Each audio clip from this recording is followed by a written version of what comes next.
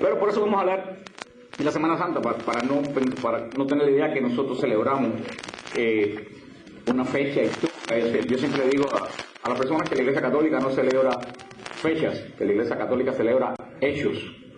Son una cosa muy diferente, que ustedes se lo graben bien. La Iglesia Católica no celebra fechas. ¿Qué celebra la Iglesia Católica? Hechos.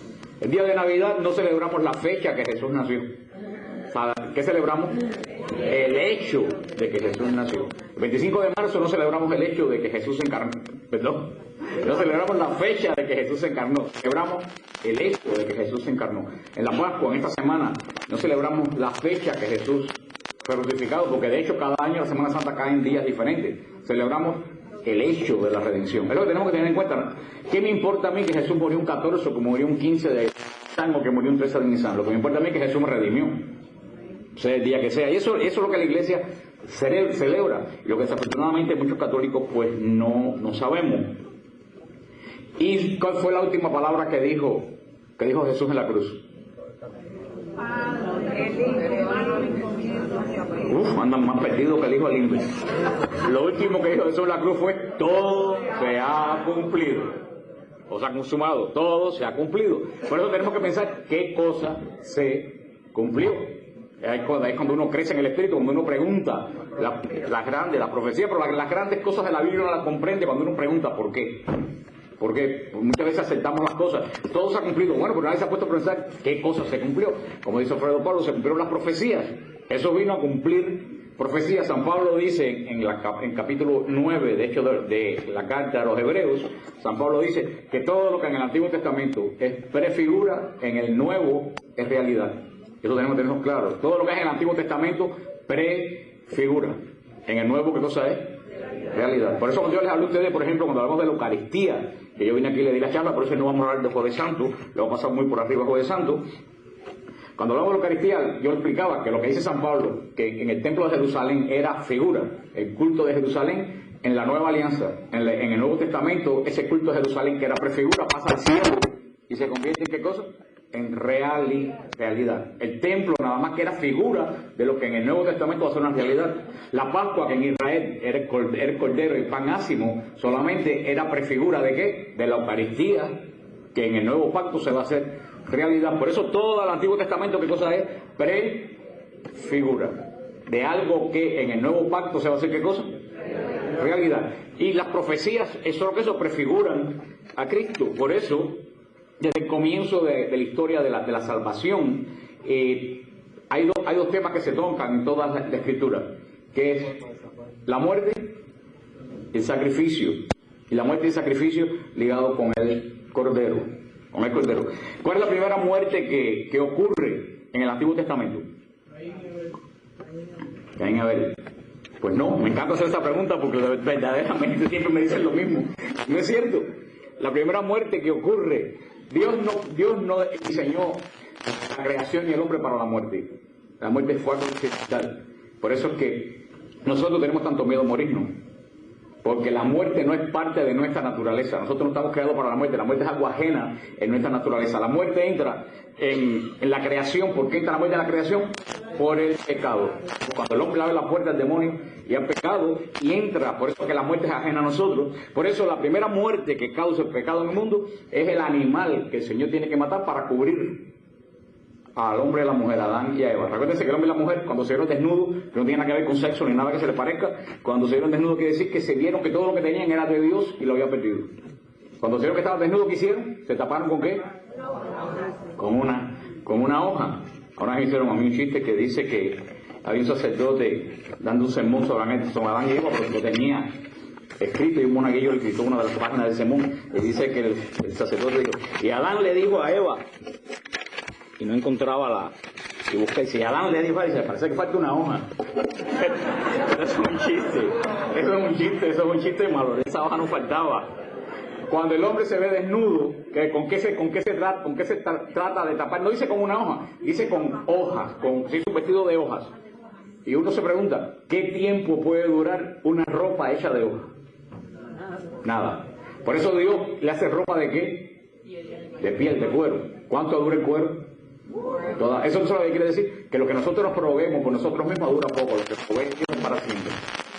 Y por eso que para hacer la cobertura del hombre con cuero tiene que ocurrir la muerte de un animal. O sea que ya vemos que la primera consecuencia que entra en la creación producto de la desobediencia del hombre es la muerte. De ahí sigue el drama de Caín y Abel que todos conocemos, y llegamos a una de las grandes prefiguras del Antiguo Testamento, que es Abraham e Isaac. Abraham, el padre del hijo único, el heredero de la promesa. Isaac, ¿qué le pide Dios a Abraham? Dame tu hijo único. Tu hijo único, Isaac, dámelo. Y vemos a Isaac subiendo al monte Moría, que fue donde iba a hacer el sacrificio. ¿Qué es lo que llevaba Isaac encima de él? ¿Qué es lo que cargaba Isaac? La leña del sacrificio. ¿Prefigura de quién? De Cristo. Isaac, el hijo único de quién? De Abraham, que va a ser ofrecido en qué? En sacrificio. ¿Cargando qué cosa él? Su leña. La leña del sacrificio. Vemos a Cristo, hijo único de Dios, cargando la cruz de su sacrificio. Isaac, prefigura de Cristo. Pero vemos que mucha gente no entiende, y este no es el tema, pero mucha gente no entiende por qué Dios le pide. Abraham se sorprendió cuando Dios le pide su hijo único. No. ¿Entonces saben por qué no se sorprendió? Porque era normal en la cultura cananea que los hombres ofrecieran el primer hijo al dios Moloch, que se lo echaban por la boca, un ídolo que tenía fuego adentro, y se lo echaban por la boca. Era natural que el Dios de los cananeos pidiera su primer hijo. Por eso cuando Dios le pide a Abraham su primer hijo, que dice Abraham, bueno, este Dios mío es igual que... Pero el gran mensaje de Dios es, yo no quiero tu hijo, yo quiero tu fe. Yo soy diferente al Dios de los cananeos. Por eso que cuando va a levantar la mano sobre Isaac, y viene una de las frases más famosas del Antiguo Testamento, cuando Isaac dijo, Padre, veo la leña y veo fuego, pero no veo la ofrenda. Parece que quizás dijo, esto está malo, aquí falta algo. Y Abraham dijo la palabra que todo cristiano debe repetir en la adversidad: Adonai irá, Dios proveerá. Y vemos que Dios, que hace aparecer enredado en una zarza, un carnero. Y Isaac es sustituido ¿por quién? Por ese cordero. O sea, aquí vemos la primera vez que aparece el sacrificio, donde el cordero asume el lugar de ¿quién? Del hombre. Y aquí surge la prefigura del sacrificio en Israel. ¿Por qué se ofrece el cordero en sacrificio en Israel? Para sustituir a los israelitas que han pecado. Surge de la figura cuando Dios sustituye a Isaac por un cordero. Aquí vemos que aparece el cordero en la historia del sacrificio de Israel. Después vemos más tarde en el libro del Éxodo, cuando comienza la gran peregrinación de Israel en Egipto, cuando pasan las 10 plagas sobre Egipto, cuando se le dice el Señor a Moisés, la última noche prepárate un cordero con 3 características. ¿Cuáles son las características? Que sea macho, de 1 año y que no tenga defecto. Esas son las 3 características: macho, de 1 año y sin defecto. Porque lo más que la gente se preocupa, porque es de 1 año, no es porque estaba blandito, porque era tiernecito, sino porque el cordero, cuando iba el sacrificio, no podía rechazar el sacrificio. Ya un cordero grande de 8 o 9 años, cuando venía la sangre, el cordero empezaba a rebelarse contra el sacrificio. El cordero no podía ir al sacrificio rebelándose. Por eso un cordero de 9 años todavía no tenía esa conciencia de lo que es la muerte, y por eso que lo llevaban al sacrificio. ¿Y cómo iba el cordero? Manso al sacrificio, porque es prefigura de Cristo. Y le dice a Moisés, coge la sangre del cordero y pinta las puertas de tu casa, que esa noche yo pasaré sobre Egipto, matando los hijos de los primogénitos de Egipto, y donde esté la sangre del cordero marcando la puerta, en esa casa no va a haber muerte, va a haber vida. Y dice, el cordero se lo tiene que comer completo, nada se puede guardar al día siguiente. Una familia tiene que ponerse de acuerdo, si eran 4 o 5, tenían que buscar un cordero bien chiquito, si no, era un cordero un poco más grande, buscar a los vecinos, pero no podía quedar nada para el día siguiente. O sea, esa noche va a ser la noche de la Pascua, la fiesta de las fiestas, porque ese día Egipto te va a dar la libertad. Y como todos saben la historia, que ayer cuando se celebró la Pascua judía. El Pesach de Israel comenzó del lunes a las 6 de la tarde hasta el martes ayer de las 6 de la tarde. Cuando el ángel del Señor pasa sobre Egipto, las casas que están marcadas con la sangre del cordero no reciben muerte, reciben la vida de los primogénitos. Esa noche Israel abandona Egipto y comienza el gran éxodo de Israel a través del mar, cuando el Señor abre el mar, hasta la promesa de Dios hacia la tierra prometida. El Señor le dijo, esta fiesta de la Pascua ustedes la van a celebrar siempre. Por eso, a partir de ese momento, la fiesta de la Pascua se convierte para Israel en la fiesta de las fiestas. ¿Qué es la fiesta de la Pascua? ¿De qué le habla Israel? Le habla, ante todo, de liberación. ¿Israel es liberado de qué? De la esclavitud. Segundo, le habla de cumplimiento de la promesa de Dios. Lo que Dios promete, Dios cumple. Y tercero, para el israelita, le hablaba de que así como Dios los liberó de Egipto, vendría el Mesías a liberarlo totalmente al pueblo de Israel. Así que la fiesta de la Pascua tenía tres dimensiones: liberación, cumplimiento de promesa y espera de la venida del Mesías. Y esa fiesta de la Pascua comienza a ser el centro de Israel como lo es hasta el día de hoy. Y hay una profecía de los rabinos de la Mishnah que desde muchos siglos atrás de Cristo, los rabinos, que no está escrita en la Biblia, los rabinos decían que el Mesías iba a venir en la fiesta de la Pascua a liberar a Israel, que iba a ser precisamente, por eso cuando lo expliqué aquí, le dije que yo ponía la copa de Elías, por si Elías venía esa noche, encontraron puesto en la casa de los, y lo ponen hasta el día de hoy, porque ellos siguen esperando el Mesías. Y así, la vida de Jesús, que fue todo un cumplimiento de profecías, cuando Jesús es presentado al mundo como Mesías. ¿Quién presenta a Jesús al mundo como Mesías?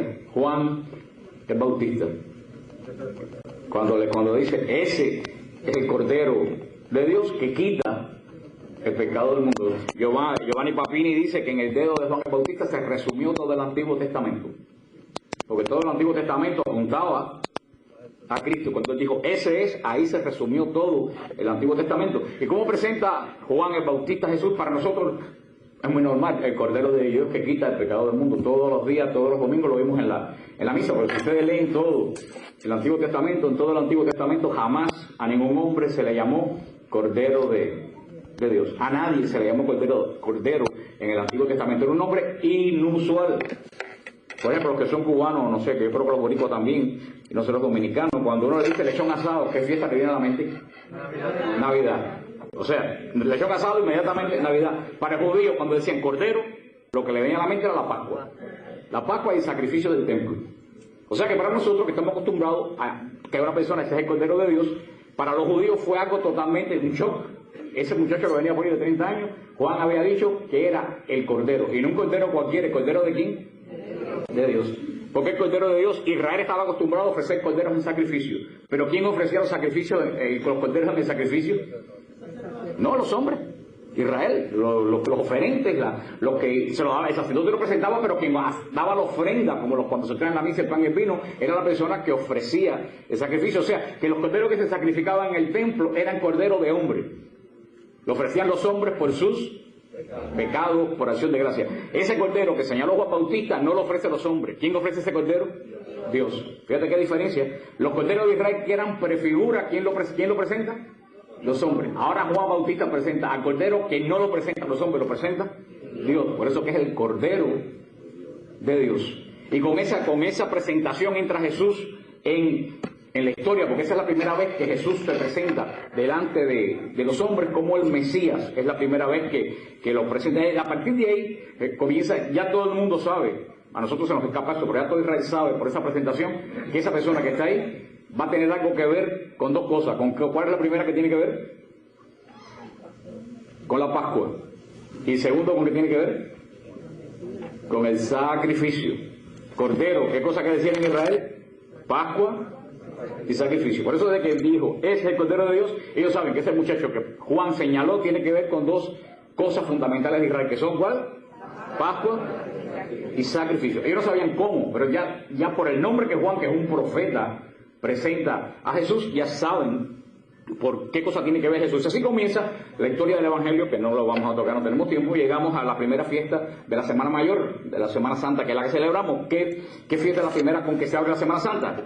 Domingo de Ramos, donde todo el mundo va a agarrar la palma bendita, que después tiene un final trágico como un farolito colgando en los carros. Es el destino trágico de las palmas del Domingo de Ramos. Para que no le caiga un rayo, quemarla cuando truena.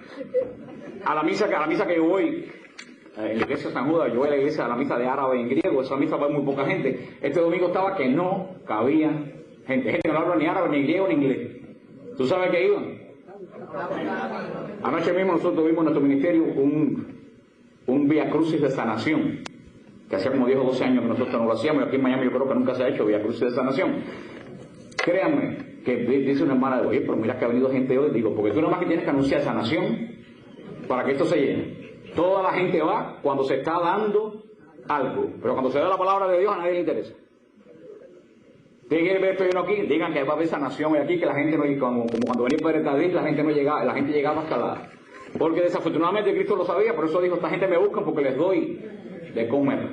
Ni el mismo Cristo se engañó con el seguimiento de las personas. Pero el domingo de Ramos todo el mundo va a coger su familia, entonces ni siquiera se acaba la misa y la pobre palma está hecho un farol. Porque yo vi el padre predicando, una pila de gente tejiendo su farol.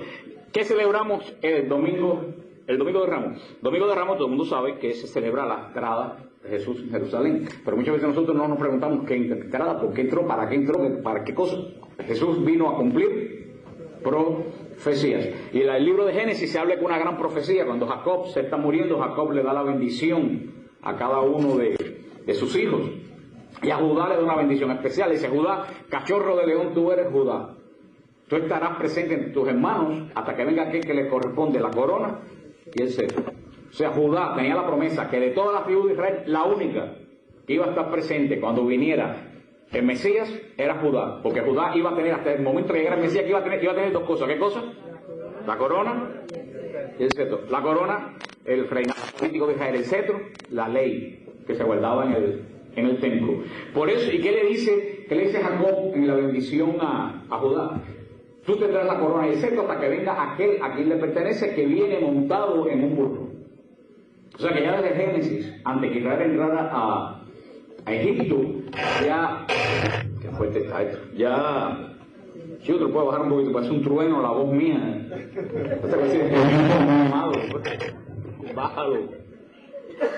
Pues ya estaba ligada a la entrada de Jesús a Jerusalén. ¿Con qué animal? Con un burro. No, Jesús no entró montado en un cordero, entró montado en un burro. Más tarde el profeta Zacarías 9, va a decir, alégrate, hija de Sión, da gritos, hija de Jerusalén. He aquí tu rey, que viene a ti justo y victorioso, humilde y montado sobre un asno, sobre un borrico, hijo de una asna. O sea, el profeta Zacarías le dice, Jacob le dice a Judá, va a venir uno a quien tú le vas a entregar la corona y el cetro. Zacarías le dice a Jerusalén, va a entrar tu rey montado en un burro. Mucha gente piensa que la entrada de Jesús en el burro por humildad, es posible que dé connotaciones de humildad, pero para Israel no daba connotaciones de humildad. Para Israel la entrada, si ustedes leen el libro de los reyes, y por el tiempo no podemos desarrollarlo, ustedes van a ver que los reyes de Israel entraban a Jerusalén montados en burro. O sea que la entrada de Jesús en Jerusalén no fue una entrada humilde, fue una entrada de rey. Tan es así que Jesús continuamente que le dice a las personas, no digan que yo soy el Mesías, no digan que soy el Mesías. Cuando le dicen los sumos sacerdotes, manda a callar a esa gente que gritan Hosanna, que dice Jesús, si estos se callan, hasta las piedras van a gritar. O sea, la entrada de Jesús fue una entrada real en Jerusalén, profetizada por Zacarías, viene tu rey montado sobre un burro, profetizado por Jacob, viene aquel a quien Israel le va a tener que dar la corona y el cetro. Por eso el domingo de Ramos, cuando Jesús entra a Jerusalén, es la entrada real de Jerusalén. Cuando Jesús se dirige ¿a dónde? Al templo, donde está el cetro, la ley, que es lo que más le interesa a Jesús. Cuando Jesús entra al templo, hermanos, se acabó Judá. Ya Judá no tiene por qué existir, porque Judá iba a existir hasta que llegara ¿quién? Aquel a quien le pertenece. Por eso Jesús se dirige al templo. Cuando se dirige al templo, ¿qué hace Jesús en el templo? También lo dice el profeta Zacarías, echará a los malhechores de la casa de mi padre, porque la casa de mi padre no es cueva de bandidos. Jesús entra al templo y hace exactamente lo mismo que dice el profeta Zacarías, cumple las profecías. Por eso, ¿qué celebramos nosotros el domingo de Ramos? Celebramos el señorío y el reinado del Señor Jesucristo. Es lo que se celebra el domingo de Ramos. El señorío y el reinado del Señor Jesucristo, que entra a Jerusalén a cumplir las profecías de que el rey iba a tomar posesión del cetro y la corona. Por eso, Israel lo recibe con la fiesta, con el grito de Hosanna. Había una fiesta en Israel, la fiesta de los tabernáculos, que duraba 7 días. El 7º día de la fiesta de los tabernáculos es la fiesta de los Hosanna Rabá. Ese día de los Hosanna Rabá, el sumo sacerdote iba a la piscina de Siloé, recogía agua de la piscina de Siloé. Siloé quiere decir enviado.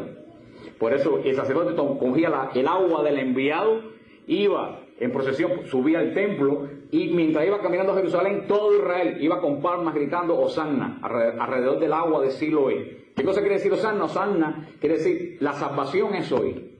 Lo que quiere decir Hosanna. Hoy es la salvación, no mañana ni pasado, la salvación hoy. Era el día que se recordaba que el Mesías iba a entrar a Israel. Por eso cuando Israel ve entrar a Jesús montado en un burro, ¿qué le viene a la mente? La fiesta de los Hosanna Rabá. El sumo sacerdote, ¿con qué traía? Con el agua del enviado. ¿Quién está entrando ahora? El enviado. Y también ustedes no saben algo, pero dice que Jesús el último día de la fiesta, 2 años antes, el último día de la fiesta, se paró y gritó: el que tenga sed, que venga y beba. ¿Qué día lo dijo? El día de los Hosanna Rabá. El día que el sumo sacerdote tiraba el agua. Por eso dijo, esa agua es prefigura. El que tenga sed, esa agua no le quita la sed. Yo soy el agua de Siloé. Yo soy el agua del enviado. Por eso que cuando Israel ve entrar a Jesús montado en un burro, se acuerda de la fiesta de los Hosanna Rabá y empieza a gritar Hosanna, y con el famoso grito, Baruch Haba Beshan Adonai, bendito sea el que viene en el nombre del Señor. Y Jesús entra con las palmas, reciben a Jesús, reciben al Rey. Por eso, cuando recibimos la palma el Domingo de Ramos, no es para hacer un farolito. Cuando tú recibes la palma el Domingo de Ramos, tú estás diciendo que tú recibes a Jesús como tu Rey, como tu Señor y como tu Salvador. Por eso cuando la gente recibe la palma la besa, diciendo yo acepto a Jesús como Rey, como Señor.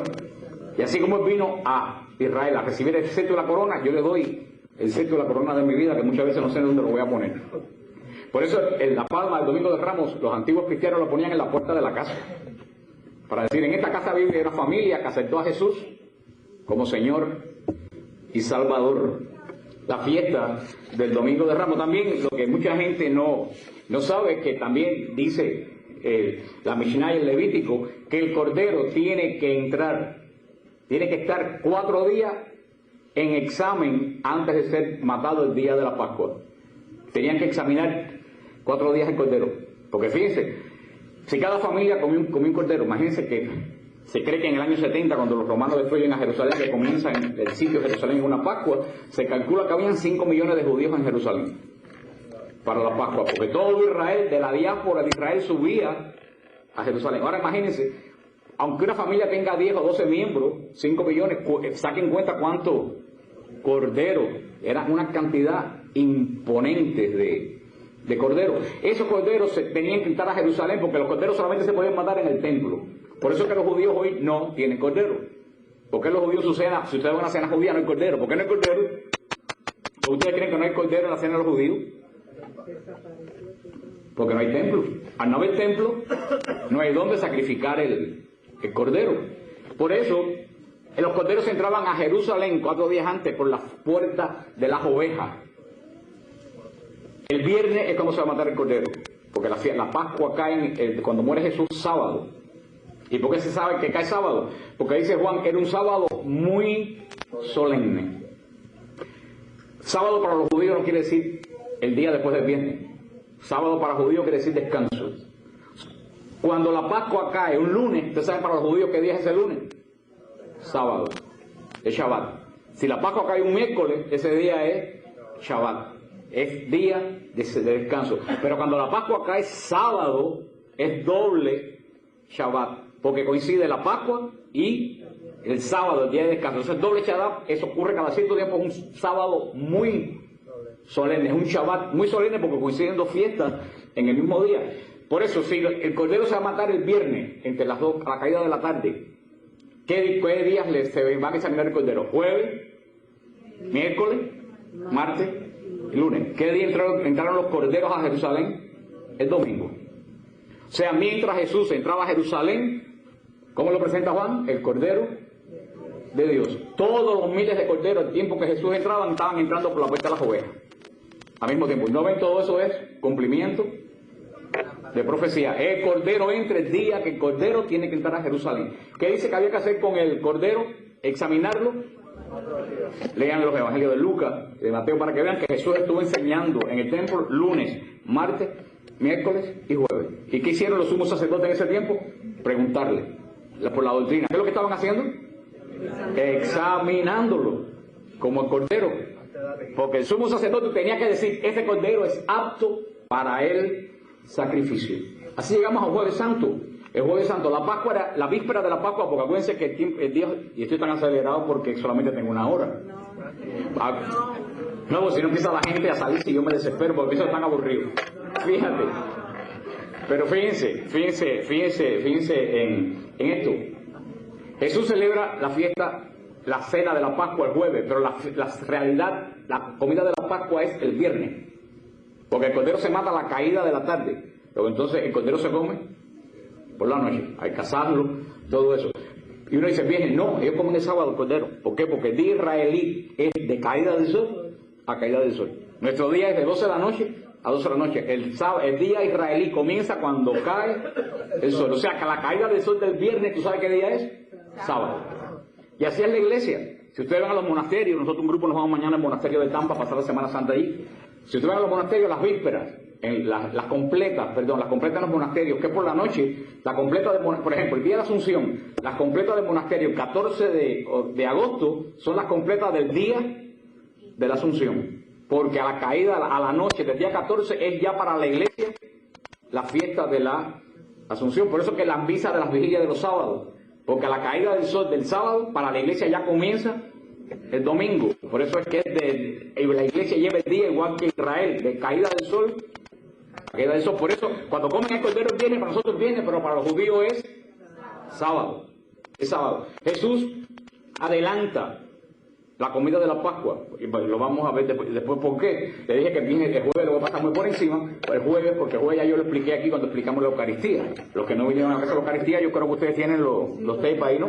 Los tapes están ahí para los que quieran, cuando yo expliqué la cena pascual. Jesús adelanta la Eucaristía porque la Mishnah decía que si tú te vas de viaje, tú puedes adelantar o atrasar la Pascua. Pero tú no puedes jamás dejar de celebrar la Pascua. Porque en la Pascua el judío sella el pacto con el Señor para todo el año que viene.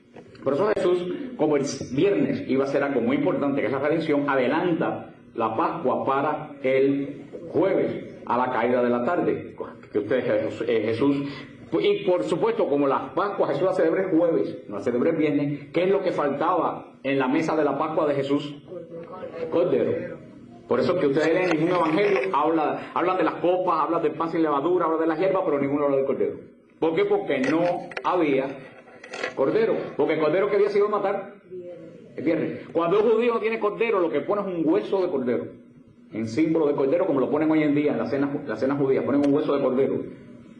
Pero Jesús también lo hace con un sentido muy profundo. No hay cordero en la mesa de Jesús porque Jesús va a ocupar el lugar del cordero. Por eso comienza la cena pascual hebrea, como yo lo expliqué aquí, con todo el ritual. Cuando llegan, eso les expliqué, cuando llegan a la copa de la redención, que es la tercera copa, Jesús dice, toman y beban, esta es la sangre de la alianza nueva y eterna. Lenguaje sacrificial que se usaba solamente en el templo, que los apóstoles tenían que haberle llamado la atención que Jesús hablara eso, porque eso no era parte de la Pascua. Pero Jesús dice, yo no voy a tomar del vino hasta que no esté en el reino de mi Padre. Todos tomaron la copa de la redención, pero Jesús no toma la copa de la redención. Dice que no la va a tomar hasta que esté ¿dónde?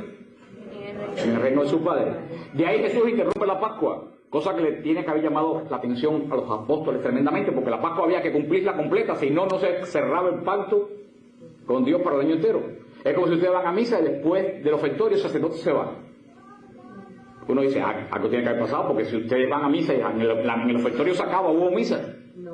No hubo misa, como pasó cuando vino el Papa, con la tormenta aquella que hubo. Jesús no termina la Pascua, sale con los apóstoles y se va para el torrente de Cedrón. Una cosa muy importante me estaban preguntando hoy. ¿Ustedes saben en qué momento el demonio entró en Judas? ¿No saben en qué momento entró en Judas? Cuando tomó la Eucaristía. Y eso se conecta, cuidado, eso se conecta con lo que dice San Pablo. El que come indignamente el cuerpo del Señor se traga su propia condenación. Judas se tragó su propia condenación cuando comió indignamente el cuerpo del Señor. Cuando Judas come indignamente, el demonio se posesiona de él y Judas se va a hacer lo que tiene que hacer. Alguien me decía, no, pero uno lo tenía que entregar, el Señor mandó a Judas. No, el Señor no mandó a Judas. El Señor no dijo, Judas me va a entregar. Él me dijo, uno. ¿Quién lo entregó? ¿Lo entregó Juan? ¿Lo entregó Pedro? ¿Quién lo entregó? El peor de los 12. Fue libremente. Dios no señaló a Judas. Había una profecía. ¿Quién asumió esa profecía? El que era peor de todos ellos. Como en todos los grupos siempre hay alguna manzana podrida. Y por aquí debe haber alguna también, como los que hay en el mío, como los hay en muchos. Si a Cristo se le coló una, ¿cómo no se va a colar aquí 2 o 3? Pues entonces, apenas 2 o 3. Pues entonces Jesús sale de ahí, Jesús no quiere tomar la copa de la redención, sale para Getsemaní, cruza el torrente del Cedrón, se tira sobre la roca que todavía está en la Basílica de las Naciones en Getsemaní, en el centro del altar está la roca donde Jesús sudó sangre, y que empieza a orar Jesús, aparta de mí esta copa. Aquí dice cáliz, pero para tener conexión con la misa, pero lo que Jesús decía, aparta de mí esta copa. No hay que ser muy inteligente para darse cuenta que si Jesús dice que no va a tomar de la copa, y después empieza a rezar inmediatamente, aparta de mí esta copa. ¿Qué copa era? La copa de la redención, la que dijo que no iba a tomar. Jesús no quería tomar la copa de la redención, porque Jesús sabía lo que le iba a costar la copa de la redención. Por aquí no tenemos una cruz nada más que esa, pero el otro día yo di la clase como Padre Strauss, el de Moda Angélica, que da la clase con la cruz en la mano, porque yo siempre le decía a la gente, no me puedo ir de aquí yo siempre le digo a la gente que la iconografía, sí, tenemos la iconografía le ha hecho mucho daño, aunque parezca que no, le ha hecho mucho daño a la iglesia, porque cuando vemos la cruz, si ustedes ven a Jesús en la cruz, Jesús está peinado como si hubiera ido a Sami. Tiene un pañito por aquí de lo más hermoso, con un moño puesto del lado de acá. Si ustedes van a países nuestros latinoamericanos, le ponen un paño de encaje con orquídeas aquí y todo. Y la corona de espinas es una maravilla. Y eso nos ha hecho perder un poco la perspectiva de qué cosa es la muerte en la cruz. Jesús sabía lo que le iba a costar la copa de la redención. La muerte en la cruz, y en el website de nosotros tenemos un artículo sobre la muerte médica de Jesús, la muerte del crucificado. La muerte del crucificado es una muerte más horrible que existe sobre la faz de la tierra. Tan es así que el profeta Isaías va a decir que cuando uno miraba al Mesías en la cruz, quitaba como ustedes les pasa cuando están pasando el televisor y sale esos documentales de esos niños flaquitos en África llenos de moscas, que es lo que tú haces inmediatamente. Tú no quieres ver eso. Bueno, así es lo que había, el peor es lo que había en la cruz. Dice que nadie quiere mirar, y por eso muchas veces la iconografía nos ha hecho perder el sentido de lo que es la cruz. Imagínense brevemente que Jesús estaba en la cruz, primero que nada estaba desnudo. Nosotros le ponemos el trapito ese por pura decencia, pero Jesús estaba expuesto a la vergüenza de su madre, de sus apóstoles. Era un insulto, era una humillación para el crucificado. Segundo, tenía el cuerpo totalmente desbaratado de los latigazos, de los azotes. La cara la tenía totalmente desfigurada, como está en el manto de Turín, que tiene toda esta parte de aquí inflamada, y la nariz partida. En las heridas estaba lleno de tierra, de la tierra que se le había pegado, lleno de moscas.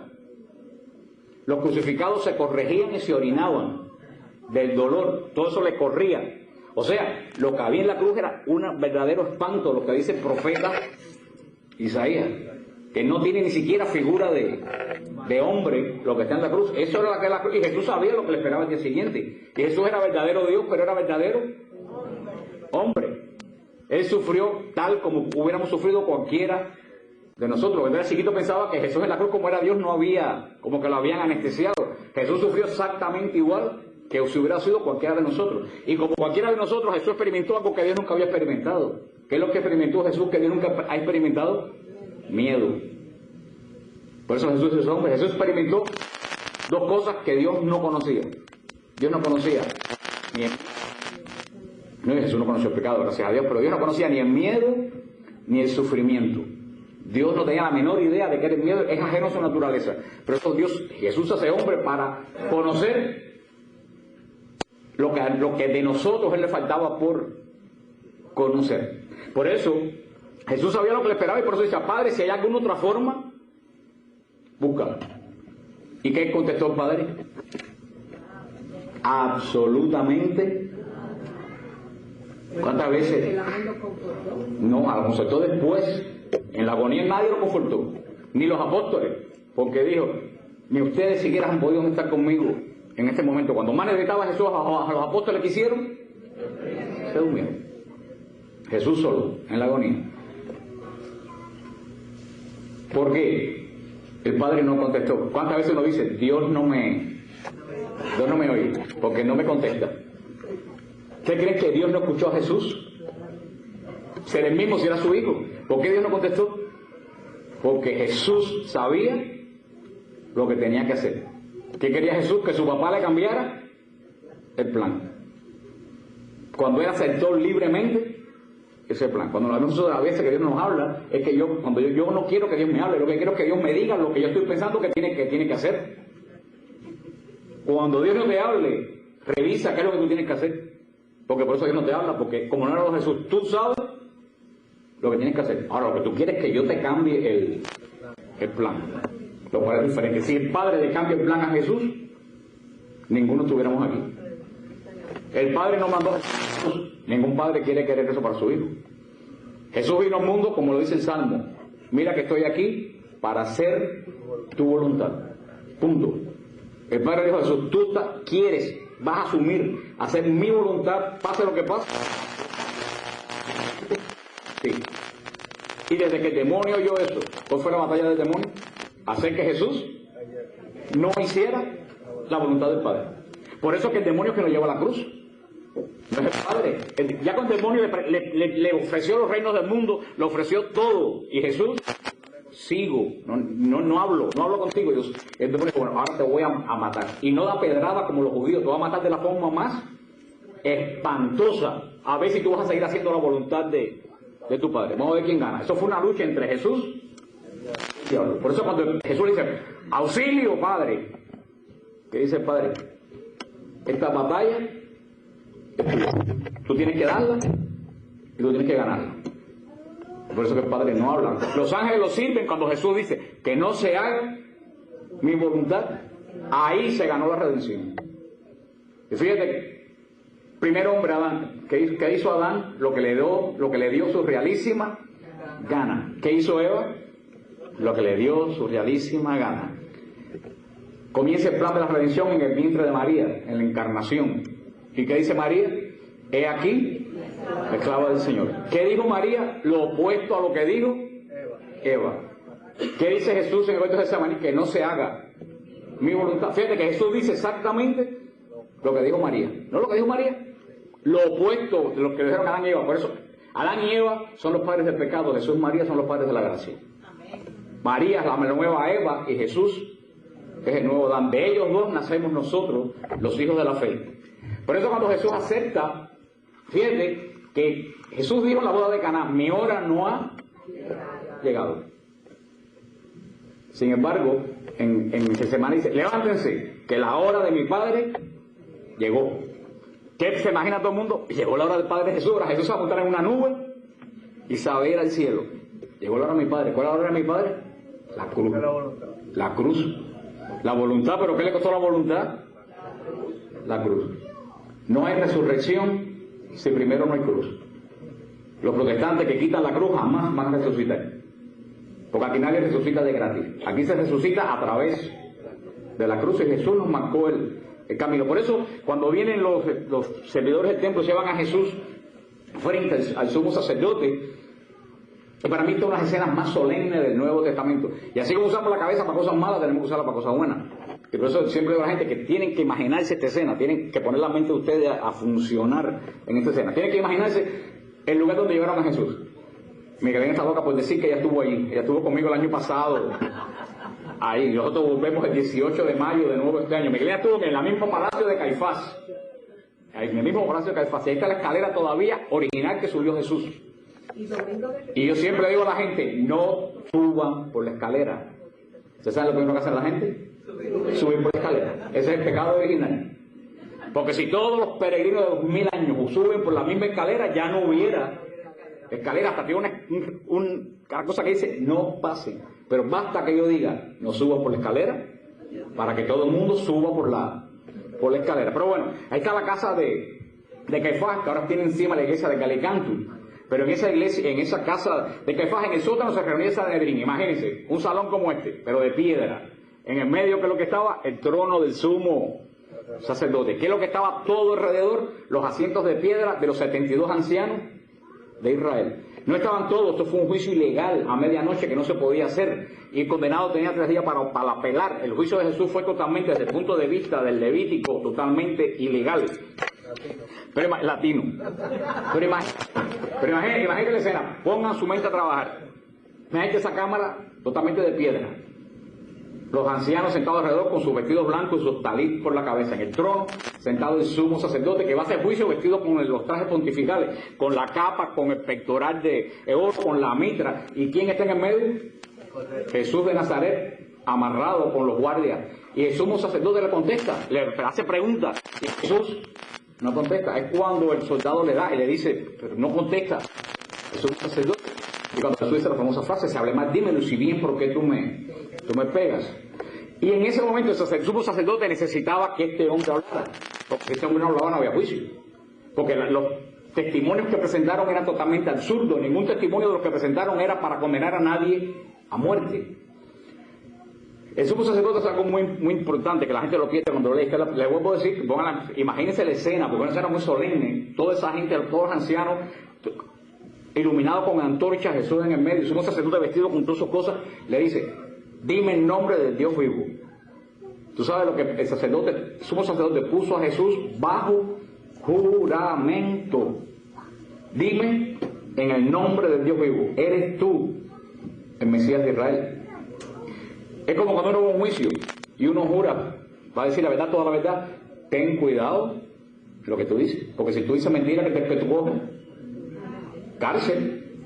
Cuando un judío lo ponen bajo juramento, si no contesta la verdad, cae en pecado. ¿Jesús podía caer en pecado? No. Cuando el sumo sacerdote pone bajo juramento y dice, dime en nombre del Dios vivo, ahí Jesús tiene que decir la verdad, eres tú el Mesías de Israel. Jesús dice las palabras más. Yo digo que estas palabras tienen que haber sonado como un terremoto, que a nosotros no nos dicen nada. Jesús dice, yo soy. ¿Y qué hace el sumo sacerdote? Se pone de pie y se raja. Pronuncia el Hashem. El Hashem es lo más espantoso que puede caer sobre un israelita. El Hashem es la maldición. Cuando el sumo sacerdote se raja la vestidura, quiere decir que se rompió la comunión de Israel. Esa persona no pertenece, es maldito a Israel. Uno dice, bueno, pero si es más todavía que excomulgado. Para un judío el Hashem es la separación total. Para nosotros también, pero hoy en día la comunión ha perdido un poco de sentido. El judío era tal punto que si estaba bajo la Hashem no podía comprar ni vender ni hacer absolutamente nada. Estaba muerto. Y el sumo sacerdote, uno dice, bueno, pero ven acá, ¿por qué este espanto del sumo sacerdote? El sumo sacerdote le preguntó, ¿tú eres el Mesías? Solamente había 2 posibilidades. ¿Sí? ¿O no? Como dicen en el AMI con la gente gay, don't ask, don't tell. Si tú preguntas, tú estás esperando una respuesta. ¿Por qué el Hashem? ¿Por qué el espanto que se pone de pie, se raja y todas las piedras salieron volando, se para y grita, ya no estoy más nada? Porque lo que nosotros nos perdemos de aquí es lo que contestó Jesús. Tanto yo soy, es sí, soy yo, no. Jesús le dijo, Hashem Harek Berek, le dijo, yo soy el que soy. Terrible. Jesús pronunció las palabras que nadie podía pronunciar en Israel. Las palabras que el sumo sacerdote solamente gritaba el día de Yom Kippur cuando tiraba la sangre del sacrificio. Jesús le dijo, yo soy el que habló con Moisés en la zarza ardiendo. Fíjate, cuando este hombre oye que este muchacho carpintero le dice que él nada más y nada menos es Adonai Shabaot, el Dios de los ejércitos. Por eso que Jesús le dice a los apóstoles, antes que Abraham, yo era. Jesús le dijo al sumo sacerdote la palabra que nadie en Israel podía pronunciar. Y para cómo la pone diciendo que él es el Dios de Israel. Por eso que el sumo sacerdote dice, no, en la vida nadie había dicho en Israel que él era el Dios de Israel. Por eso que el sacerdote dice, no hay que oír absolutamente nada más. Reo es de muerte. ¿Qué hacía falta para que el cordero fuera sacrificado? Que un sacerdote dijera que era apto para el sacrificio. El sumo sacerdote declara a Jesús, Cordero de Dios, apto para el sacrificio. Y ahí comienza la pasión. Llegamos al Viernes Santo. Llegamos al Viernes Santo. Jesús, no vamos a leer, todo el mundo sabe, mañana lo vamos a ver el viernes. Jesús sube al Calvario cargando la cruz como ¿quién? Como Isaac. Con la diferencia que Dios perdonó al hijo de Abraham, pero Dios no va a perdonar a su hijo. Mira cómo Dios nos ama a nosotros. Como dice, Dios, lo más grande que tenía, su único hijo, para que nadie muere, todos tengan vida eterna.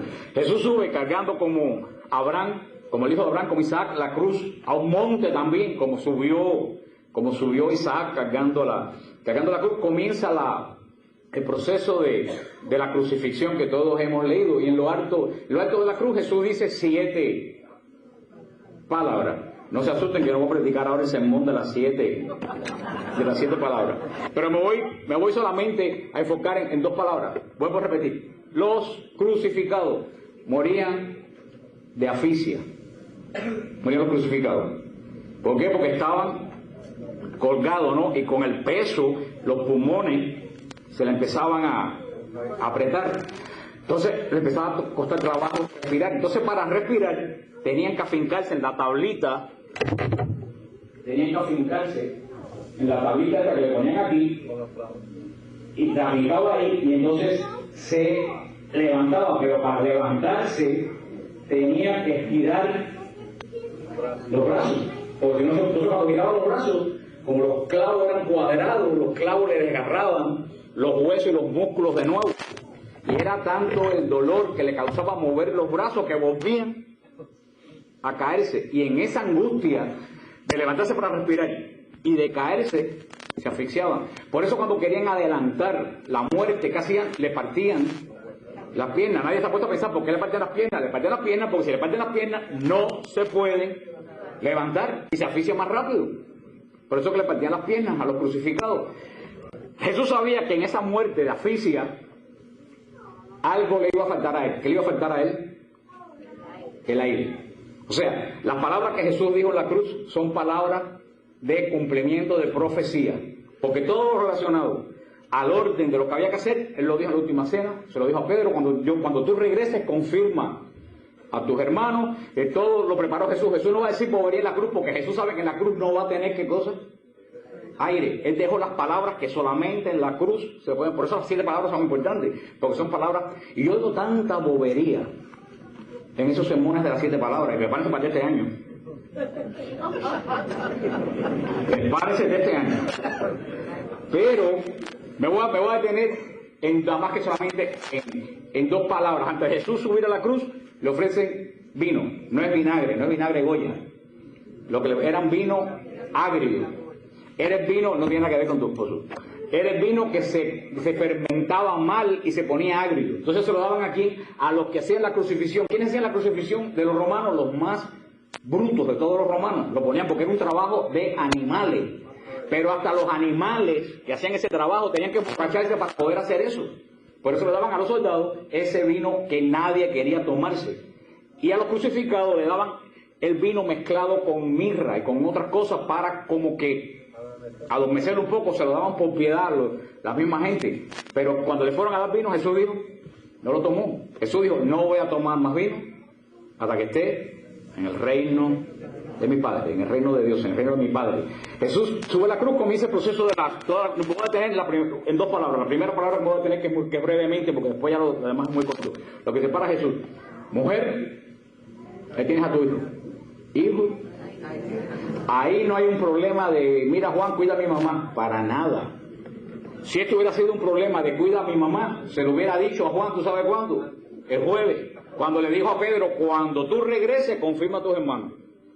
Eso que está ahí es cumplimiento de profecía. Y fíjate, es que es tan absurdo. Si Jesús va a dejar a Juan para que Juan cuide a María, ¿a quién tiene que dirigirse primero? ¿A Juan? No, sí. Yo voy a decir a Miguelina que le cuide la voz a esta señora. Aquí yo le digo, Miguelina, cuide la voz a esta señora. Yo le digo a Miguelina, no me dirijo a ella. Me dirijo a Miguelina, cuida la voz. Jesús, si hubiera dejado a Juan para que cuidara a María, ¿a quién se hubiera tenido que dirigir primero? A Juan. ¿Y a quién se dirige? Jesús para nada iba a dejar que Juan cuidara a María. Al contrario, Jesús va a dejar para que María cuide a Juan. ¿Por qué? Porque hay una profecía en Génesis 3:15, la profecía que abre la salvación. La simiente de la mujer va a tener poder para derrotar a la simiente del demonio. Esa es la profecía de Génesis 3:15. La Biblia judía no dice enemistad entre ti y la mujer, entre la simiente de ella y la simiente tuya. Tú le morderás. Nosotros pensamos que Cristo le pisó la cabeza a María. No, tú sabes lo que esta Biblia judía. Ellos te pisarán la cabeza.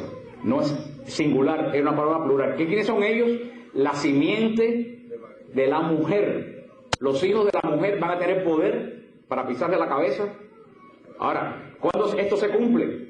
En el Calvario. Por eso Jesús le dice a María, no le dice madre, ¿cómo le dice? Mujer. ¿La está poniendo en conexión con quién? ¿Con Génesis? No, con Eva no, con la mujer profetizada en Génesis 3:15.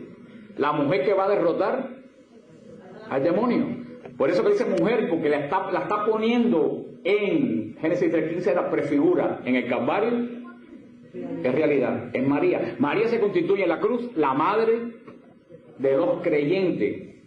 Porque ¿a quién adopta María? Juan. ¿Y quién es Juan? El que permanece fiel al pie de la cruz. Todos los teólogos saben que Juan simboliza a todos los creyentes de la iglesia. O sea, María en el Calvario se constituye en la madre de todos los creyentes.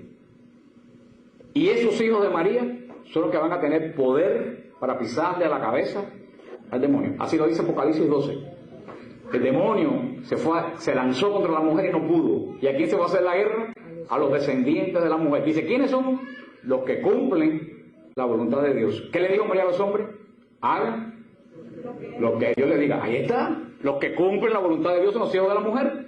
María en la cruz pare espiritualmente ¿a quién? A todos nosotros. Se cumple la profecía de Génesis 3:15. Nosotros somos los hijos de la mujer. María se constituye en la madre de los creyentes. Y eso, el protestante que se escandalice porque es un necio. Porque ¿quién es Abraham? El padre de los creyentes. Algún judío se ofende porque digan, al contrario, están muy orgullosos de ser los hijos de la paternidad de Abraham. Para los judíos le quita algo de gloria a Dios. No, los judíos dicen, somos hijos de Abraham. Yo soy hijo de María. Sí. ¿Por qué son hijos los judíos de Abraham? Porque Abraham fue el primero que creyó. ¿Y por qué yo soy hijo de María? Porque María fue la primera que creyó cuando le dijo que sí al ángel. La primera que creyó María, yo soy hijo del sí de María.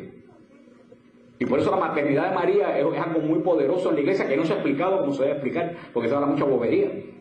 Y no se habla del poder que tenemos nosotros. Por eso los que se meten en un movimiento mariano, el demonio los ataca tanto. Porque sabe que ese tiene poder para pisotearle la cabeza, para atrás. No sabemos, cuando yo estoy haciendo una liberación, yo le digo al demonio, yo en el nombre de Jesús, pero te voy para arriba con la pata de María, porque yo soy hijo de María y yo tengo poder en la cruz del Calvario para pisotearte a ti la cabeza. Y él lo sabe. Él lo sabe que una liberación eso es poderosísimo. Decir al demonio, oye, yo soy hijo de la simiente, yo soy de la simiente de la mujer, yo tengo el poder de pisarte a ti la cabeza. Así que arrodíllate. María se rompe la maldición que pesaba sobre la mujer. Y la segunda palabra que me detengo en la cruz, cuando Jesús dijo, tengo sed. Jesús había dicho que no iba a tomar vino hasta que no tuviera. Y entonces le dan vino y lo toma. Dice Jesús que los que están en la voluntad de Dios son los que entran en el reino de Dios. ¿Quiénes son los que están en el reino de Dios? Los que hacen la voluntad de mi Padre. En lo alto de la cruz Jesús estaba en la plenitud de la voluntad del Padre. En la plenitud del reino de Dios Jesús toma la tercera copa. ¿Cuál copa? La redención. Y dice, todo se cumplió. Tomó la tercera copa de la cena pascual, la copa de la redención. Que en la cena pascual, ¿qué cosa era?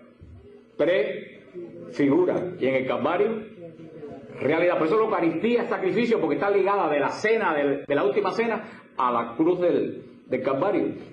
Y cuando Jesús dice, todo se cumplió, todas las profecías se cumplieron. Ninguna quedó por cumplir. Toma la copa de la redención y dice que dando un gran grito, expiró. ¿Por qué Jesús gritó? Muy interesante. ¿De qué morían los crucificados? ¿Un asfixiado puede gritar? ¿Tú sabes lo que Jesús dijo? Lo que dijo una vez: ustedes no me matan, yo doy mi vida voluntariamente. Jesús gritó para que nadie se embulle que nosotros lo matamos. Después que él cumplió todas las profecías, entregó su alma. El demonio no lo mató, él voluntariamente cumplió la profecía y entregó su alma. Por eso gritó, para que nadie pueda decir se asfixió. No, se murió gritando. ¿Cómo va a estar asfixiado? Y en unos casos que no sabemos, muchas veces dice que a Jesús le pusieron un vestido blanco que no tenía costura. ¿Se acuerdan que se lo puso Herodes? Nadie sabe. Jesús subió a la cruz, los vestidos blancos sin costura eran túnicas reales. Jesús subió a la cruz vestido de rey. Y los primogénitos se ponían un traje que no tenían costura. Jesús subió a la cruz vestido de primogénito, de rey y de primogénito. Y los sacerdotes se ponían túnicas sin costura. Jesús subió al Calvario vestido de sacerdote, primogénito y rey. Y cuando le dan el vino, que toma el vino, se lo dan en una caña de hisopo. El hisopo es la caña con que regaban la sangre en la puerta de Israel el día de la Pascua. La sangre que era para la casa donde caía encima de ella era prenda de salvación. Esa es la sangre que cae sobre nosotros, que en Israel la prefigura y en nosotros es realidad. La sangre del cordero, no del cordero de los hombres, del cordero. Y cuando Jesús dice todo se cumplió, ¿qué pasó con la cortina del templo? Se rasgó. Eso quiere decir, se acabó el pacto. No hay una sola profecía del Antiguo Testamento que esté sin cumplir. Todo se cumplió. El templo de Israel ya no hace falta. ¿Qué era el templo de Israel? Prefigura. Dice San Pablo en Hebreos 9, el culto se transfiere del templo al cielo. En vez de un sumo sacerdote humano, con Jesús como sumo y eterno sacerdote. Comienza el Viernes Santo, ya estamos bien, ya casi estamos terminando. Comienza el sábado santo. ¿Y qué pasa el sábado santo? Nos lo dice la primera carta de Pedro. Y ustedes están aburridos de decirlo y ninguno tiene la menor idea de qué están diciendo. Lo decimos el credo de los apóstoles. Descendió a los infiernos. Y nadie se ha puesto a pensar, Cristo bajó a los infiernos. Lo decimos como cotorre y nunca nos preguntamos. Ese credo se dice de los apóstoles porque se cree que confesionó el apóstol Pedro, porque esa palabra solamente aparece en la primera carta de Pedro. La primera carta de Pedro, 3 y 4, Pedro lo dice clarísimo. Y si Pedro lo dice, Pedro lo sabe. Porque acuérdense que a quién se llevó Jesús aparte, en Galilea, aparte de todo el mundo, a Pedro. Estuvo una pila de días conversando con él solo. O sea que Pedro sabe de dónde lo sacó. Dice que Jesús, cuando murió, Jesús, recuérdense que Jesús tiene cuerpo, alma, sangre y divinidad, pero tiene alma como nosotros. Cuando Jesús muere, Jesús sigue el camino de todos los hombres. Cuando los hombres morían en la antigua alianza, iban al seno de Abraham. Le llamaban el seno de Abraham porque Abraham es el padre de la fe. No iban al cielo, porque esos hombres no iban al cielo, porque el cielo estaba cerrado por el pecado del hombre. Eso baja Cristo a abrir el cielo. Pero los justos que morían, que habían cumplido la ley, los hombres justos, Abraham, los profetas, José, el padre de Jesús, Isabel, Zacarías, toda esa gente santa estaban esperando. ¿Dónde? En el lugar donde estaba Abraham. Que Jesús en el Evangelio de San Lucas pone en la parábola del rico Pulón y de Lázaro, pone el padre Abraham. Y fíjate que Lázaro y el Pulón en esa parábola, y eso no dice mentira, en esa parábola, Lázaro y el Pulón, ¿qué están haciendo? Están hablando. ¿Cómo está Lázaro? Lázaro es justo. Lázaro está sellado para salvación y el Pulón en condenación, pero los dos están. Quiere decir que de alguna forma que no sabemos el misterio de Dios, antes de la redención, tanto los condenados como los salvos estaban más o menos en el mismo lugar, porque no había cielo. El cielo estaba cerrado. Dice el apóstol Pedro en la primera carta, capítulo 3, que Jesús baja a ese lugar. No al infierno del diablo, baja al lugar donde estaban los muertos, a la gehenna, en el lugar donde estaban los muertos. Baja Jesús. Dice San Pedro, ¿qué va a hacer Jesús en ese lugar? Jesús en ese lugar va a predicar la buena nueva. Fíjense una cosa, esas personas que habían muerto, Zacarías, Isabel, José, los profetas, Moisés, esa gente habían oído el Evangelio, el anuncio de la bienaventuranza. No, esa gente estaban de cierta forma desfasados de los que habían oído a Jesús y de nosotros que lo hemos recibido. Jesús le va a esa gente que están ahí, les va a predicar en estos días lo que él predicó en 3 años en el mundo. Te das cuenta, pero qué rápido, porque recuerden que esa gente no está en la carne, esa gente está en el Espíritu. Jesús le habló de Espíritu, Espíritu. Jesús le predicó a esa gente la buena nueva, para que cuando fueran al cielo llegaran en la plenitud del mensaje que Dios mandó a la tierra y no llegaran diciendo al mundo, ¿qué pasó aquí? Eso es lo que Jesús hizo. Cuando decimos Jesús descendió a los infiernos, Jesús bajó a predicar la buena nueva a las personas que estaban esperando el día de la resurrección. Ahí. Por eso, la liturgia, fíjense bien la liturgia de mañana. Fíjense una cosa muy importante en la liturgia de mañana. Mañana, Jueves Santo, cuando se acaba la misa, no hay bendición. El sacerdote no da bendición. Después de la comunión, el sacerdote coge el Santísimo y se lo lleva y ahí se acaba. No hay bendición. Fíjense, el Viernes Santo no hay canto de entrada, ni hay en el nombre del Padre, del Hijo, ni del Espíritu Santo en oración inicial. El Sábado Santo el sacerdote entra en silencio, ora y comienzan las lecturas. Al final del Viernes Santo no hay bendición. El sacerdote se va otra vez. La vigilia pascual, cuando el sacerdote entra, no hay canto de entrada, ni en el nombre del Padre, del Hijo, ni del Espíritu Santo. Amén. Pero al final del sábado de la vigilia, sí hay bendición. ¿Qué es lo que quiere decir? Que la liturgia que comienza el jueves es la que termina el sábado. Por eso que el Viernes Santo no es misa, porque es una sola liturgia que comenzó el jueves y se va a extender los 3 días, nos ampara bajo la mismísima liturgia y sentir de la iglesia. Llegamos al primer día de la semana, el domingo. El domingo se celebraba una fiesta en Jerusalén. El día después de la Pascua se celebraba una fiesta en Jerusalén. Era la fiesta de Picurín. ¿Cuál es la fiesta de Picurín? La fiesta de Picurín era que iban al área de Belén y cortaban el primer racimo de espigas de trigo. Primero, ese era el inicio de la cosecha, que cortaban el primer racimo, lo llevaban al sumo sacerdote, el sumo sacerdote delante del Santo de los Santos, mecía el ramo de trigo y le ofrecía los primeros frutos de Israel. De ahí comenzaba el cuento, el conteo del Homer de 50 días, hasta el día del final de la cosecha, que era la fiesta de Pentecostés. Jesús va a resucitar el día de los primeros frutos, el domingo. Fíjate una cosa muy importante. Pues dice, bueno, pero Jesús murió el viernes, no hay 72 horas hasta el domingo. Jesús no dijo que iba a resucitar a las 72 horas.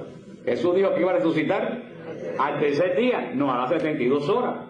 Aparte que Dios vive en el Cairo, nosotros vivimos en el Crono, son 2 tiempos totalmente diferentes. Jesús muere el viernes. ¿Qué día es el viernes?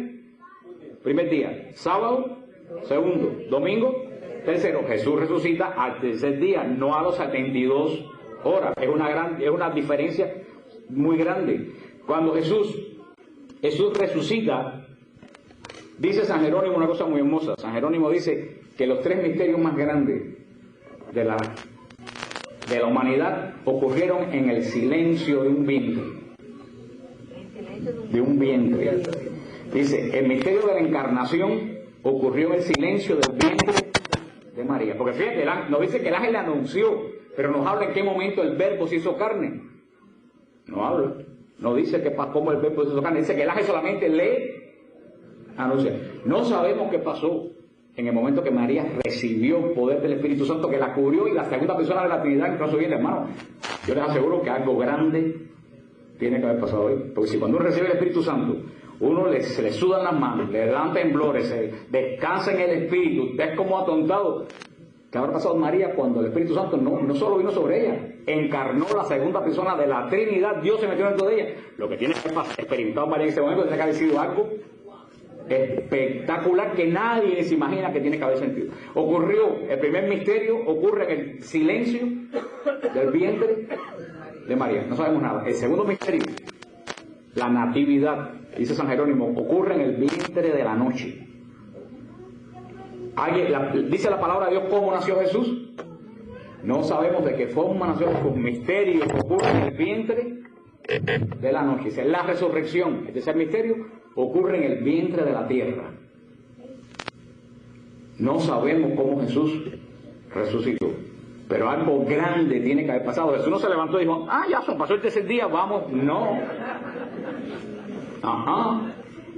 Fíjate lo que pasó y fue grande, que dice que la piedra, que era una piedra gigantesca, que hacían falta 4 o 5 personas con barras para moverla, salió disparada. Mira lo que pasó allá adentro. Dicen los científicos que han estudiado el programa de la Sábana Santa, que la transformación de Jesús de cuerpo físico a cuerpo glorioso que es cuerpo físico también, pero diferente. Dice que tiene que haber liberado tal cantidad de energía como una bomba. Cuando el cuerpo de Jesús pasó de cuerpo físico a cuerpo físico, pero en estado glorioso. Eso fue lo que hizo que la piedra... Y yo estaba viendo ahí un programa porque han ido contando muchas cosas en la sábana de Turín. Y yo ahora sabía un señor de la NASA ahí en un programa en el WTN que explicó algo que yo no sabía. Dice que cuando Jesús resucita, no estaba acostado sobre la losa. Dice que estaba totalmente de pie. Porque ese señor cogió una persona con pelo largo y la acostó y le tiró una foto. Entonces el pelo le salió aplastado para los lados. Y la sábana santa tiene a Jesús, el pelo por detrás y por delante lo tiene caído, totalmente caído. Y otro misterio, pensaba que era un negativo, pero ya no es un negativo. Porque cuando le tiran la foto a esa persona que tenía el pelo negro, en el negativo el pelo salió blanco.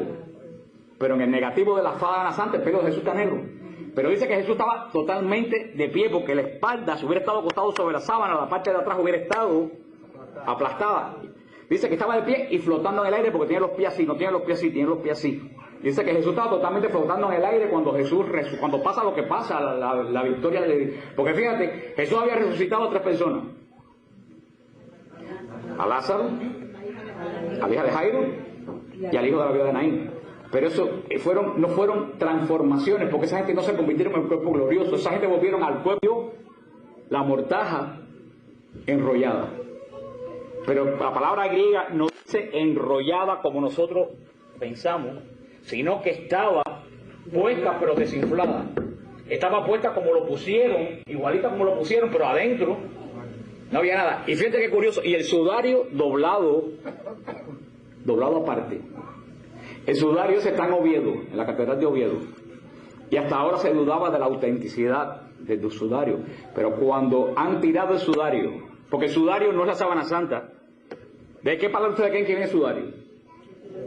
De sudor. Porque el sudario era un pañuelo que llevaban la gente metido en la manga para sacarse el sudor. Y parece que se cree que José de Arimatea se quitó el sudario de secarse el sudor y se lo puso en la cara a Jesús porque la cara estaba muy desfigurada.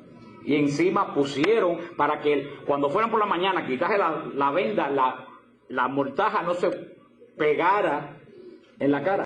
Pero cuando han tirado el sudario de Oviedo contra la sábana santa, encaja perfectamente uno encima del otro. Y la sangre que está en el sudario de Oviedo es el mismo tipo de sangre de la sábana santa. ¿Qué les parece? Le voy a decir algo más que me enteré, y ya les prometo que ya este es el último día que nos queda, es el domingo de Ramos. Domingo de Resurrección, ya estamos terminando. En Roma hay una iglesia que se llama la iglesia del Quo Vadis. No sé si alguno la ha visto alguna vez. Una iglesia muy chiquita y muy significante. ¿Por qué? Porque está la leyenda en Roma que cuando... Es una leyenda de la iglesia de Roma, que cuando la persecución de Nerón, los romanos le instaron a Pedro que abandonara Roma, para que no lo mataran. Y cuando Pedro iba saliendo, se encontró a Cristo en ese lugar. Y entonces Pedro dijo, ¿Quo vadis, Domine? ¿A dónde tú vas, Señor? Y Cristo le dijo, voy a morir por la gente que tú abandonas. Entonces Pedro viró y lo crucifican. Pero en la iglesia de Quo Vadis había una reliquia que todos los teólogos intelectuales habían reído muchísimo. ¿Qué es lo que había? Abajo del altar de Quo Vadis hay una piedra con la huella de 2 pies. Un pie está totalmente marcado y el otro pie solamente lo que tiene es la parte de esta parte de aquí, como alguien que va caminando. Se habían reído porque decían que esa era la marca de Cristo. ¿Tú sabes qué? Cuando han tirado la marca de la planta del pie de Jesús en del sudario de Turín, es exactamente, encaja encima de la marca de Cuba. Se acabó la risa en Roma. Ahora todo el mundo va a la iglesia de Quo Vadis que antes nadie iba, porque dice que es una copia exacta, el pie que está ahí del pie son regalos que nos da el Señor. Pero en esta resurrección de Jesús, cuando Jesús vence a la muerte, y cuando se le aparece a la Magdalena, a María de Magdala, ¿qué va a hacer? Lo mismo que estaba acostumbrado a hacer. María era muy emotiva. María le debía mucho a Jesús. Sacó 7 legiones de demonios de ella. Le dijo, porque mucho amado, mucho será perdonado. Por eso María cuando lo fue a abrazar como ella hacía siempre. ¿Qué le dice Jesús? No me toques. Aquí Jesús dice no me toques por dos cosas. Primero, Jesús le está diciendo a la Magdalena, hasta ahora tus relaciones tuyas y mías eran de amigos. Dice San Pablo que Jesús, cuando hizo su hombre, dejó a un lado sus prerrogativas divinas. No dejó de ser Dios, dejó al lado su dignidad de Dios. Cuando Jesús resucita como segunda persona de la Trinidad, como Señor de señores y Rey de reyes. Dice la Magdalena, tu relación conmigo ahora es diferente. Tú solamente ahora vienes a mí en adoración. Hermano, eso me ha llamado la atención a todos nosotros. Lo que hemos cogido un poco confianza con Jesús. Y ese Chucho, y ese es mi amigo. No me toques. Tú solamente puedes a Jesús en adoración y de rodillas. Y de rodillas. Por eso la falta de respeto que hay en la iglesia. Y los males que vienen en la iglesia vienen de la falta de respeto a la Eucaristía. Y perdóneme si aquí lo hace. Aquí lo hacen, perdóname Alfredo Pablo. Pero para mí es un disparate poner la custodia para que todo el mundo la manosee. Eso es un disparate. Como yo he visto pasar la custodia y todo el mundo. No me toque. Si la custodia pasa, eso es lo único que tú puedes hacer. Tirarte en cuatro patas en el piso. En adoración, enseñarte reverencia. Que pudiera esté pasando tu Señor.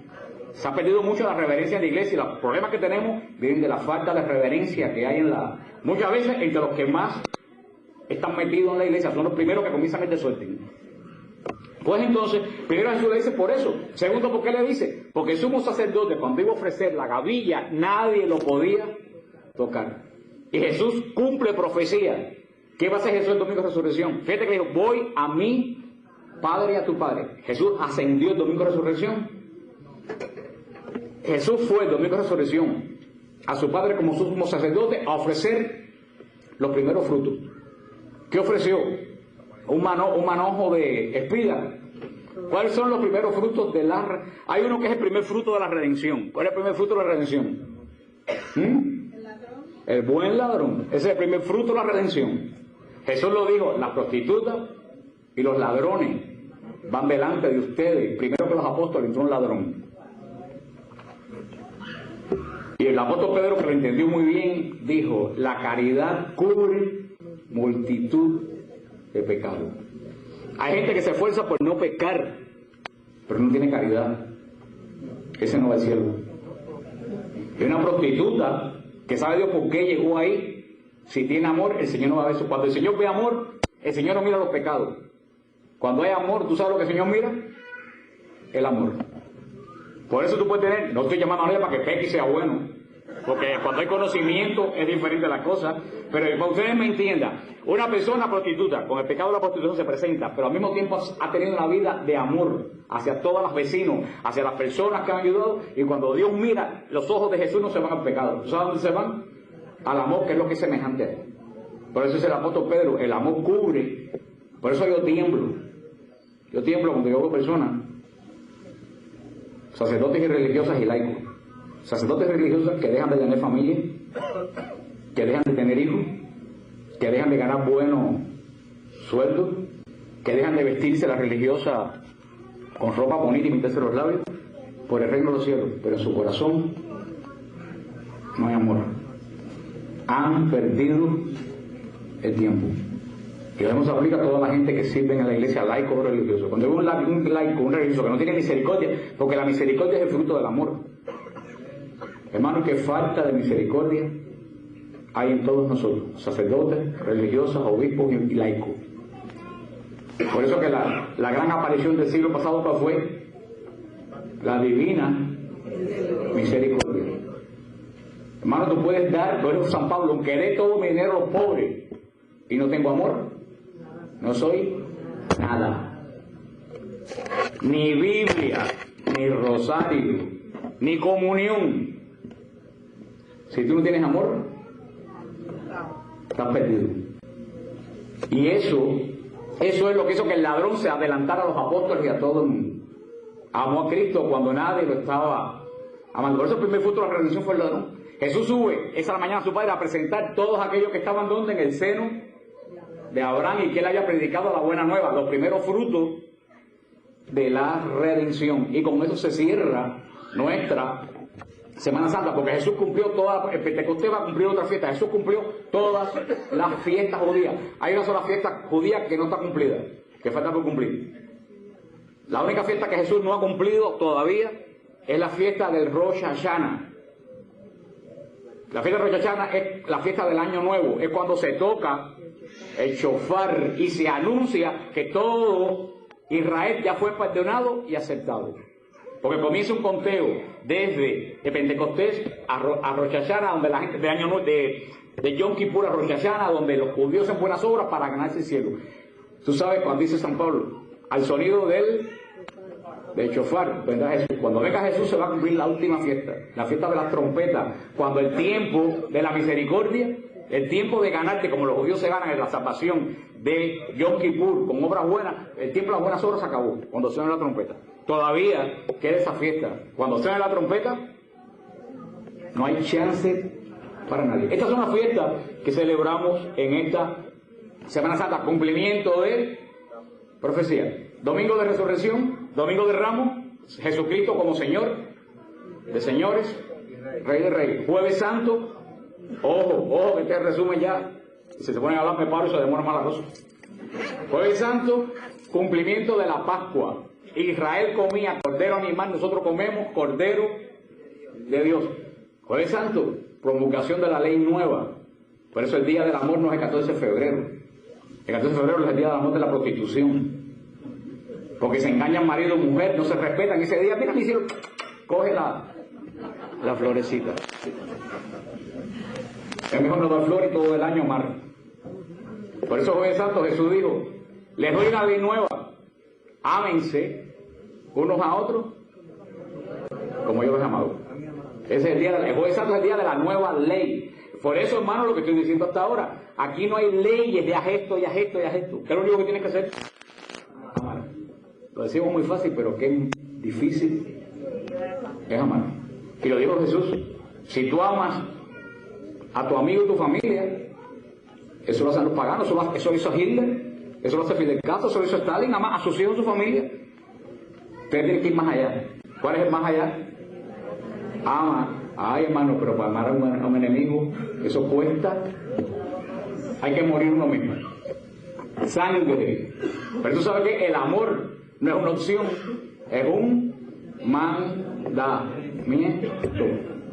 A mí no que se me olvidó una vez que entré a Guatemala, una iglesia en el campo, yo casi me caigo sentado. Por lo que yo vi en el altar. Una iglesia viejísima, no, en Honduras, se llama la iglesia de la sangre de Cristo. Había una cruz con un Cristo crucificado, muerto, y arriba decía, así se ama. No decía más nada la iglesia, eso me dijo más a mí que todo el evangelio. Cristo muerto, ¿y qué decía arriba? Así se ama. No de palabra. Se ama cuando tú de verdad das lo que a ti te duele. Sangre, a ese yo no quisiera estrangular el cuello como un pollo, pero lo voy a ayudar porque es mi hermano. Eso es lo que vale. En vez de decir, ojalá que lo parte un rayo. No, tiene necesidad de mí. Yo le decía a una persona, yo soy una persona. Por eso dice San Pablo, y el Señor por acá me puso que dijera eso, yo no iba a decir eso. Por eso dice San Pablo, cuando tú le das un bien a tu enemigo, le pones capones en la cabeza. ¿Tú sabes por qué? Porque a quien tú le haces un daño, tú sabes lo que espera de ti. Otro daño. ¿Tú sabes para qué? Para decir, no me equivoqué.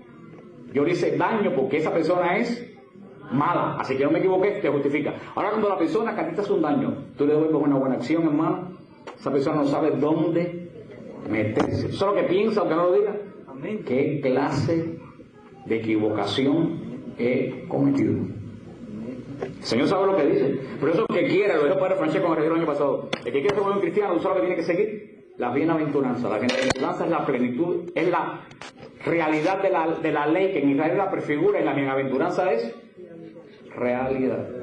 Ustedes dicen que no matan, pero cuando hablas mal de tu hermano, tú lo matas. Por eso, Jueves Santo, nuestro Cordero, que es realidad Cristo Jesús en la Eucaristía. La ley del amor, y la noche para orar por los sacerdotes. Porque esa noche nació el sacerdocio en la iglesia. Es la noche cuando Jesús dijo, hagan esto. ¿Qué cosa es? Cuando yo le digo a ustedes, tienen que hacer esto, ¿qué cosa es eso? Una orden. Jesús le dijo, hagan esto. ¿Cómo se llama el sacramento de los sacerdotes? Orden. Porque el sacerdote nace de la orden de Jesús en la Eucaristía. Por eso el Papa dice, el sacerdote tiene que vivir en y por la Eucaristía. Porque el sacerdote no nace del bautismo, no nace de la confesión, el sacerdote nace de la Eucaristía. El sacerdote que se aparta de la Eucaristía es sacerdote muerto. ¿Tú sabes por qué hemos tenido tantos problemas? Porque hay muchos sacerdotes que se han apartado de la Eucaristía. Ese Jueves Santo es para orar por los sacerdotes, y mira que hay que orar.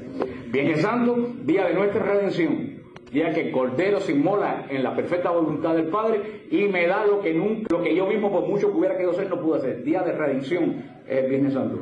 Sábado Santo, de tiempo de silencio, tiempo de espera, donde Jesús está predicando, no entre nosotros, a los que ya murieron. La vigilia pascual, la liturgia más hermosa de la iglesia, donde celebramos la victoria de Jesús en el vientre de la tierra, en la noche. Por eso es la vigilia pascual. Eso es lo que celebramos en Semana Santa, que es mucho más que una fecha histórica. Lo que a mí que me importa es que Cristo resucitó. Eso es lo que a mí me importa, que si Jesús resucitó, porque Dios y yo voy a resucitar. Porque que me digan, Jesús resucitó históricamente, eso, bueno, ¿y qué? Pero cuando la resurrección de Jesús me dice, si Él resucitó, yo. Y ahora, toda esa porquería de los huesos de Jesús en Jerusalén, toda esa babosada que hay católicos confundidos, el católico que se confunda merece morirse confundido. Y yo me niego a explicarle a un católico que los huesos de Jesús no están ahí. Yo se lo explico a un ateo, pero yo a un católico no le explico que se confundió, que los huesos de Jesús no están ahí. ¿Tú te lo crees? Condénate. Punto. No. Con la fe no se juega. Con la fe no se juega. Yo tengo misericordia con una persona que conoce a Cristo, pero con un católico me diga a mí que se confundió porque la televisión le dijo que los huesos de Jesús, no, se merece, como me escribe el otro día a EWT, un judío que quería discutir conmigo porque me dice que San Pablo y San Agustín eran un par de ignorantes. Yo le dije, mira hermano, Dios te bendiga y no voy a discutir contigo. Si tú dices que San Pablo es un ignorante, ¿qué te voy a decir yo? Si tú dices que San Agustín de Hipona es un ignorante, ¿qué te voy a decir yo? Le dije, yo no pierdo mi tiempo en discutir contigo, yo voy a orar por ti. Con una persona que te dice que San Pablo es ignorante, hermano, ¿qué tú le vas? ¿Tú sabes lo que quiere? Formar pleito y quitarme tiempo que yo tengo de evangelizar a gente que quieren aprender. ¿Tú crees que San Pablo es ignorante? Gózatelo. Y que Dios te bendiga. Pero bueno, eso es lo que celebramos nosotros en la Semana Santa. Esos ataques que hay que contra la resurrección de Cristo, porque tú sabes que el demonio odia la resurrección de Cristo. Ojo, los ataques contra la resurrección de Cristo no son solamente fuera de la iglesia, están adentro de la iglesia. Hay una corriente teológica de sacerdotes y teólogos que dicen que Cristo no resucitó físicamente, que resucitó espiritualmente. Sacerdotes, y aquí en Miami los hay. Y no voy a decir nombre y apellido para no formarme pleito, pero tengo el test de uno que habló en la Cubanísima y lo tengo grabado el test, que dijo que Cristo no resucitó físicamente. Y cuando Ángel Martín le preguntó, ¿y qué pasó con el cuerpo? Dijo, se pudrió como todos los cuerpos. Y eso yo lo termino sin teología, facilito. ¿Cuál es la primera condición que hay que tener para resucitar? Morirse. ¿No? Si tú no te mueres, el espíritu se muere. Entonces, ¿cómo va a resucitar el espíritu? ¿Qué es lo único que resucita? El cuerpo. Cuando Jesús resucitó, ¿qué le dijo los apóstoles? Pensaron que era un fantasma. ¿Qué le dijo? Deme de comer para que vean que yo no soy un fantasma. Los fantasmas no comen. Ahora, una cosa que llama la atención. Los ataques a la resurrección de Cristo no es a la resurrección. Los ataques a la resurrección de Cristo es a la Eucaristía. Porque si Cristo no resucitó, ¿qué es lo que dice el sacerdote? Esto es mi cuerpo. Si Cristo no tiene cuerpo, entonces la Eucaristía es mentira. La crítica contra la resurrección va mucho más allá, va a atacar el centro de nuestra fe. Ojalá que esto le sirva a usted algo para ver un poco más. Hemos tenido que ir muy rápido para poder dar cumplimiento a todas las profecías. Y solamente ya, terminando, le voy a recordar el retiro que tenemos en mayo. Lo siento, ya se llenó, se lo avisé la última vez que, la vez que vine se lo avisé. El retiro de mayo ya se llenó, solamente caben 80 personas en el monasterio y ya está lleno y lista de espera. Vamos a hablar sobre vivir dentro de la Trinidad, dejarse inhabitar por la Trinidad. Pero el retiro de diciembre se está empezando a llenar. El retiro de diciembre lo va a dar el padre Francesco, que es el prior del Ermitaño Eucarístico de Bucaramanga. Yo siempre doy el verano y el padre Francesco va el de diciembre. Así que cuando yo voy a lo que